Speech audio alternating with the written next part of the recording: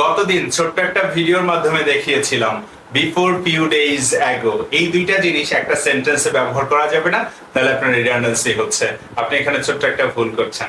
আজকে দেখাবো after few days letter. আপনি যদি এমন কোনো কিছু কখনো বলে থাকেন অথবা কারোর কাছ থেকে যদি শুনে থাকেন, তাহলে আজকে এই জায়গায় কারেকশন নিয়ে আসতে হবে। কি correction?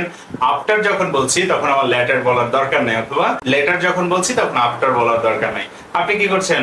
After few days later I will go to my home town. আমি আমার বাড়িতে যাব কিছুদিন পরে পরে। সো এটা কি ভালো শোনায় ভাই? এটা করা যাবে না। এটাকে বলা হয় বাংলার দিক থেকে গুরুচণ্ডালী দোষ, সম্ভবত, যদি আমি ভুল না করে থাকি, ভুল করলে মাফ করে দিবেন। সো এই গুরুচণ্ডালী দোষ হোক অথবা রিডান্ডেন্সি হোক, এই রিডান্ডেন্সিটা এখানে নিয়ে আসা যাবে না। কি করতে হচ্ছে? আপনি যখন কথা বলছেন পরবর্তী সময় কিছু করবেন আফটার ফিউ ডেজ, অথবা বলবেন few days later. Okay, that's alright. So আপনি কি বলতে পারেন?